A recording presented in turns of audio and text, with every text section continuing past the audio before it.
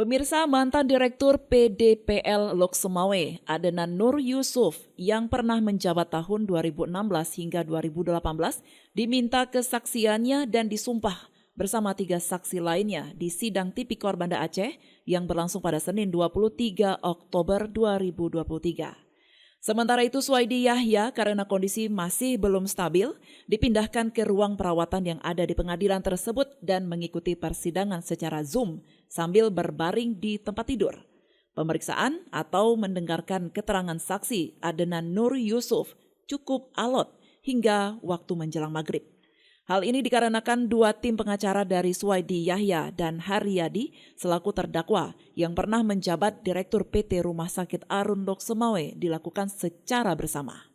Menurut T. Fakhriyaldani selaku kuasa hukum, keterangan dari saksi tidak ada pengalihan aset dan tidak ada kerugian negara, malah dirinya mengapresiasi jalan yang diambil oleh Suwaidi Yahya untuk menjadikan rumah sakit peninggalan PT Arun dikelola oleh Pemko Lok Sumawe untuk melayani kesehatan warga kota Lok Sumawe.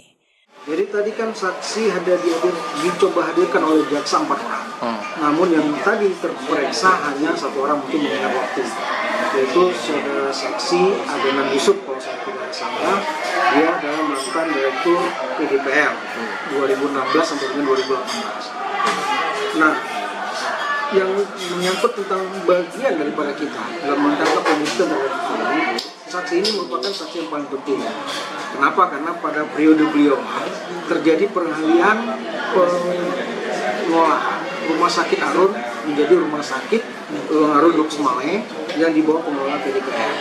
Nah, makanya tadi alhamdulillah keterangan saksi tadi itu kan membuat terang persoalan ini, bahwa di sini dasar peralihan itu adalah karena untuk kepentingan masyarakat. Dan beliau sendiri menerangkan bahwa wali kota memiliki pemikiran yang luar biasa sehingga mau mengelola rumah sakit itu melalui PDPL untuk kepentingan masyarakat. Yang sebenarnya menurut saksi itu tidak terpikirkan oleh yang lain. Karena yang mengingat rumah sakit pada saat Lok Sumawe pada saat itu belum ada rumah sakit daerah. Itu yang diberikan keterangan. Nah, keterangan lain berkaitan dengan yang menguntungkan, artinya memberikan penerangan dalam perkara ini adalah pada saat beliau menerangkan bahwa yang dialihkan itu bukanlah aset, yang dipindah tangankan itu bukanlah aset tapi pengelolaan. Jadi tidak ada persoalan keuangan negara di sini. Itu yang kesimpulan kami pertama dari keterangan saksi. Ya, kita akan lihat bagaimana dengan keterangan saksi yang lain dan kita akan sampaikan kepada penyidik kita. Dari Banda Aceh, Denny Muhtadi melaporkan untuk Puja TV Aceh.